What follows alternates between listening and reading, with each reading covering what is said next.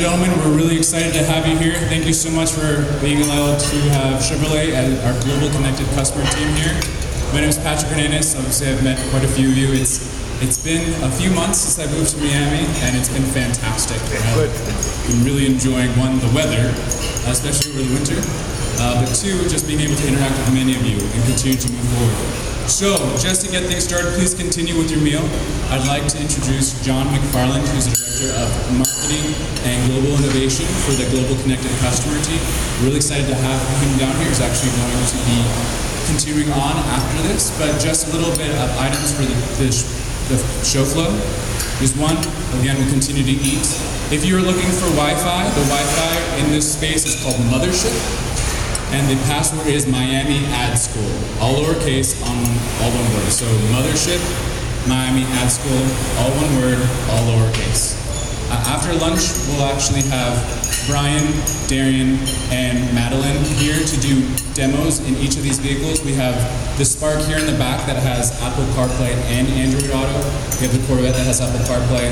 And then if you're interested in taking one of our Corvettes up in front for a quick drive and experiencing the 2016 Corvette, plus a little bit of the demos inside, you can talk to Brian and I, and we'll work with that for you. So that'll happen immediately after lunch is ready. So without further ado, I'd like to introduce John McFarland.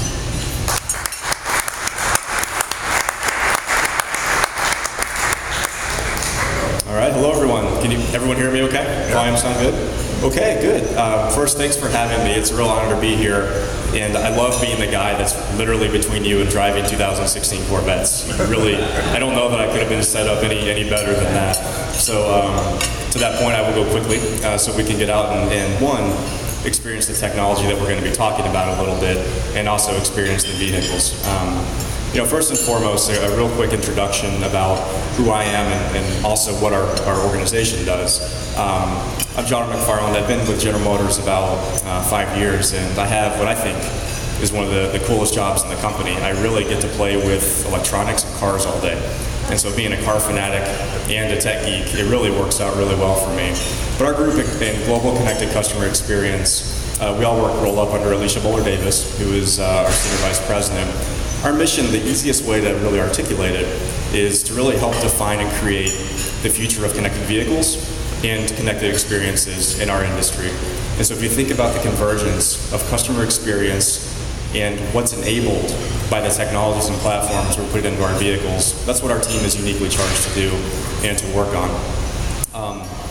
What we're going to talk about today a little bit, very briefly, is how we're leveraging connectivity, infotainment, telematics, all types of emerging technologies, and bringing that together along with what we know about our customers and the journey they go on when they're trying to learn about a vehicle, purchase a vehicle, and then to own a vehicle.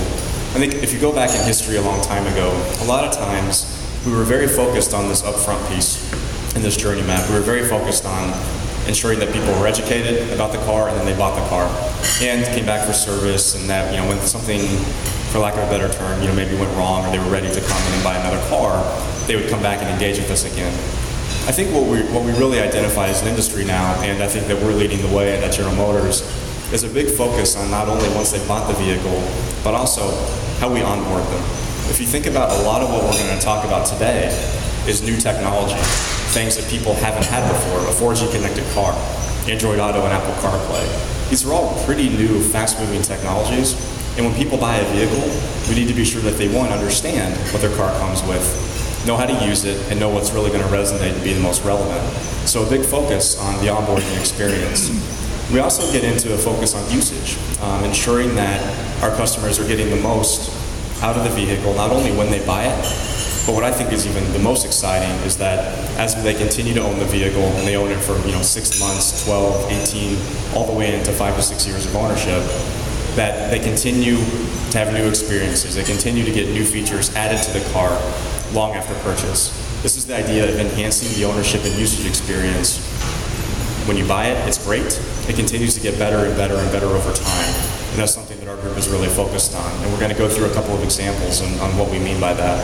And then finally as well, the idea of owning a vehicle.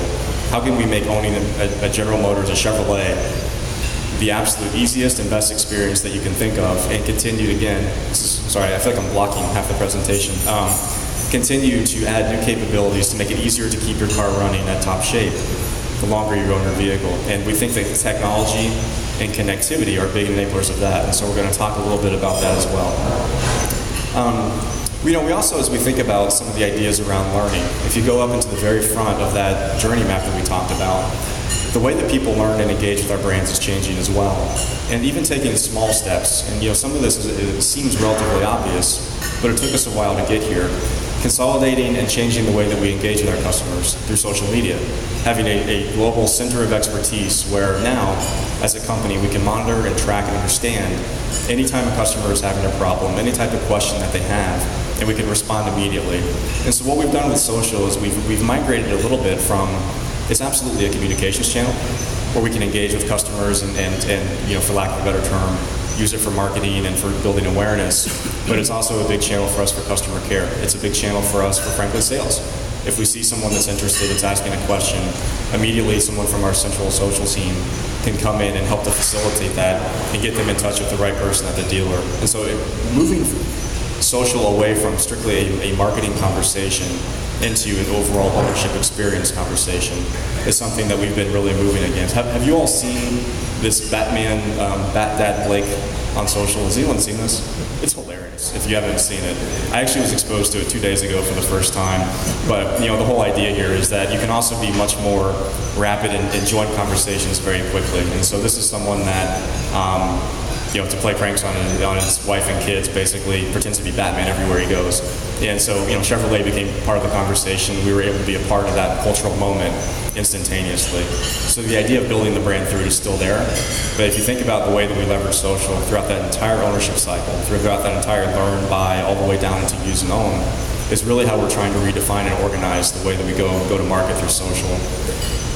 We also are taking a really hard look at, once people purchase one of our vehicles, the way that we engage with them, the way that they are able to maintain their vehicle, frankly, the way that they are able to be Chevrolet owners.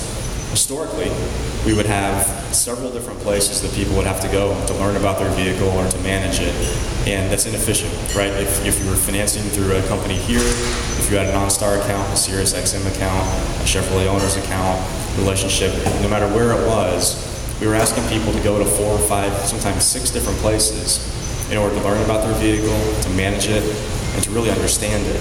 And that's a broken experience. And so a big part of what we're doing as well, by focusing on this onboarding experience and this ownership experience, is consolidating that into one unified place where customers can come, and no matter what problem they're having, no matter what they're interested in learning about, no matter what help they need, they have one place to go as a Chevrolet owner. And I think what's really powerful about that is not just that it's a consolidated website. That's a good thing, but that's really not that far thinking.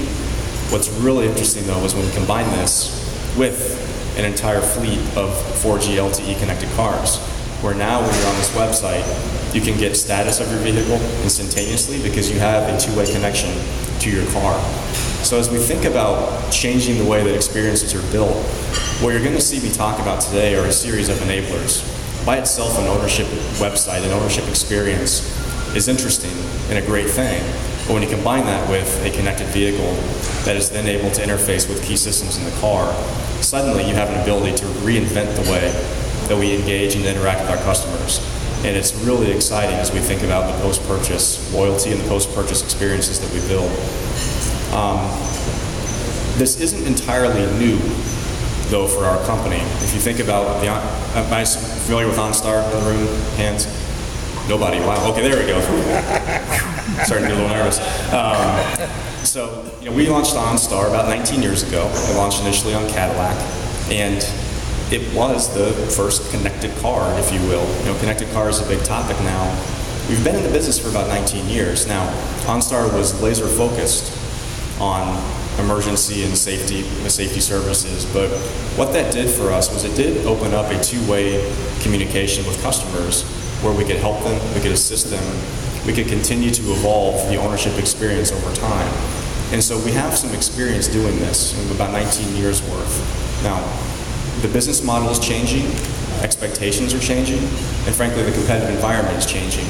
But this idea of an ongoing, continuing ability to add features, add capability, make the experience better over time is something that we've been doing for quite some time. Our job now is to accelerate that.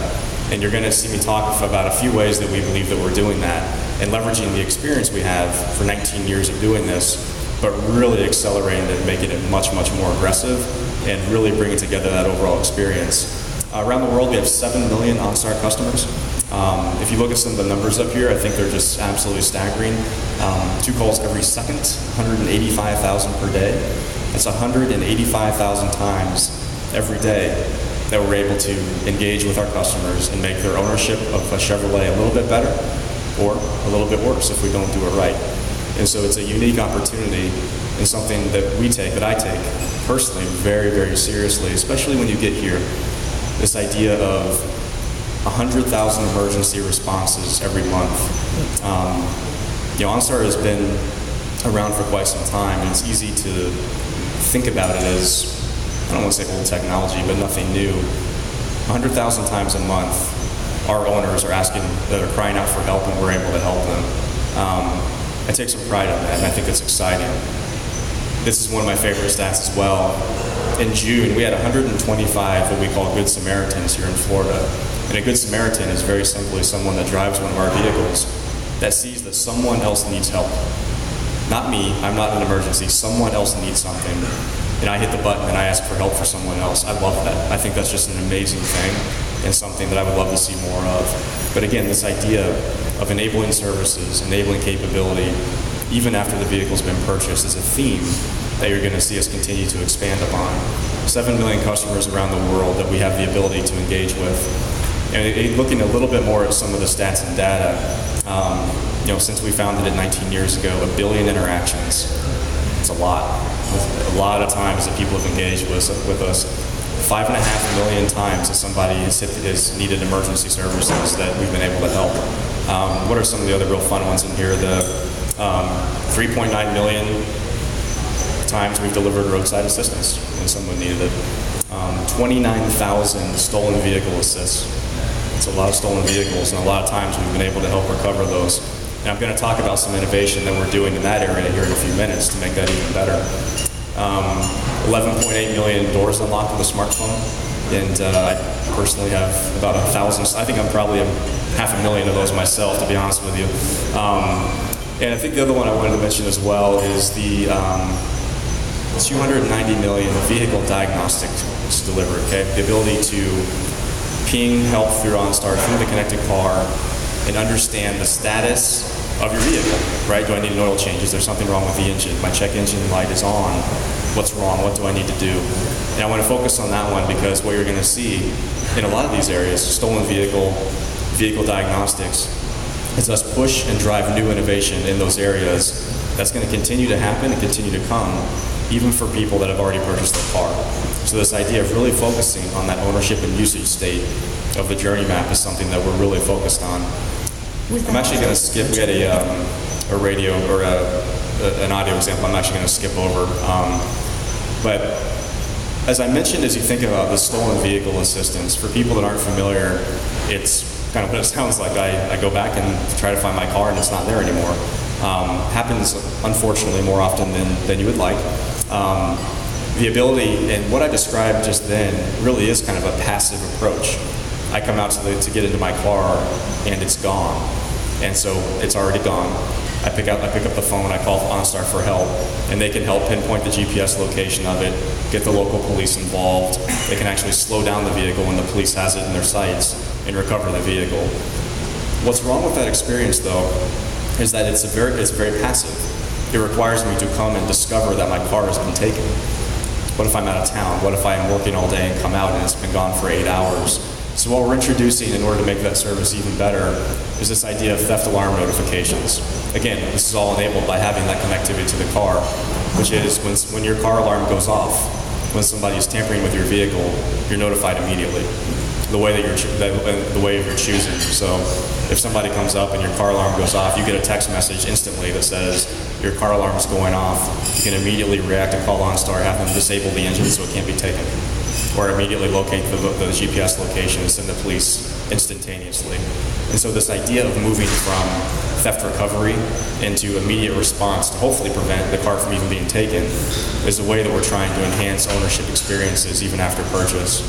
Another example, and this one I think is incredibly powerful, I mentioned the idea of, I can't remember the number now, but it was 250 million or so of the vehicle diagnostics, where people are checking the status of their car. People do that because they want to be sure that their car is going to, I mean, it's very simple, right? I want to keep my car running. I want to be sure I'm taking care of it. I want to ensure I've got the right air in my tires, the oil life is right, and the engine's in tip-top shape. What we're moving to now, though, is an idea of what we call advanced diagnostics. Again, this is all enabled by having the connection in the vehicle. It's this idea of real-time alerts when something's wrong. I'll use the most simple example, my favorite. Let's say you're driving to work and you run over a nail. Okay, you don't realize it. You pull into the garage and you park your car. You leave for 9 hours, or however long you're working. You come back. In the case of Patrick, you leave for 30 minutes to work, right? That's about what he does, but that's all right. You come back. What happens? You have a flat tire, right? And you have a flat tire when you actually need to use your car. So you walk up to an experience with a dead car that you can't use. That's a really, really bad experience for our customers. So what we're moving to now is if your car notices that you're losing air in the tire, it will notify you immediately. If you run over a nail and you park the car and you go into work, you'll get a text notification or a phone call that says, hey, by the way, the air in your front right tire is now at 5 psi. You need to take action. So that you can take action before you need that help, before you're in a crisis. And so that it gives a little bit more power back to our customers. If your engine is starting to have trouble, or your battery's running low, it no longer requires you to be the one to ask to see the status of the vehicle. It'll automatically run those analytics and it will know that your battery's running low, and it will let you know so you can take care of it before you even need to get back to your vehicle. So it's this idea of evolving the sophistication of this two-way communication we have with our customers. And then the next step of that, which I think is really, really powerful, is this idea that we call proactive alerts. And that takes that whole idea to a completely new level, which using the 4G connections in our car, using the analytics in our starting system, so specifically out of the gate, battery, fuel, and starter motors, we actually continuously run analytics on the vehicle, feed it to the cloud through the connection, and can predict when your battery is going to run low. We can predict if your starter system is going to fail, and we can notify you beforehand. And so you can actually have proactive maintenance done. We call these walk-home events. We're trying to avoid a situation where a customer ever has to come up to their vehicle and it not work for them, which, you know what, is a rare occurrence. It's a very rare occurrence. But we're talking about things like batteries that, frankly, batteries do run low over time. Regardless of the quality of the vehicle, batteries do run out over time. And so what this does is it enables our customers to know that their car is always going to be working for them. By combining advanced analytics, sensors in the vehicle, and 4G connectivity, we're able to predict and notify people in advance so that they can now take proactive measurement so that they're never stranded, they never have what we call a walk-home event again. I really believe this has the potential to redefine what it means to own one of our vehicles. Many of you are aware of the launch of OnStar 4G LTE last year, and why that technology is so critically important is that it serves as the backbone and the enabler of a lot of these features and capabilities that we're talking about. So we launched it last year. Chevrolet has the broadest and biggest rollout of 4G high-speed connected vehicles anywhere in the world. In fact, I'll throw a stat out there that I love, is that, frankly, in a single day, we sell more connected, it's the day, right, not the month. In a single day, we sell more high-speed connected vehicles than the rest of the industry has to date. We're very proud of that, because what that does is it enables things like advanced diagnostics, like proactive alerts, like theft alarm, things like that are enabled because of the high-speed connection in the car. And what we see so far are that customers love it. Having a connected car matters. We have 500 million. That can't be right? 500 million 4G LTE. Chevrolets. Yeah, Chevrolets. What we're seeing is that 99% of customers, if asked if they want to keep their car connected or not, because they have a choice, they don't have to. It is included standard, but we never keep a car connected if the customer says, hey, no thank you, I don't want people connecting to my car, I don't want these services, I'm good, I want no thank you. That's fine, they don't have to keep it. What we find though is over 99% of customers are opting in and saying, no,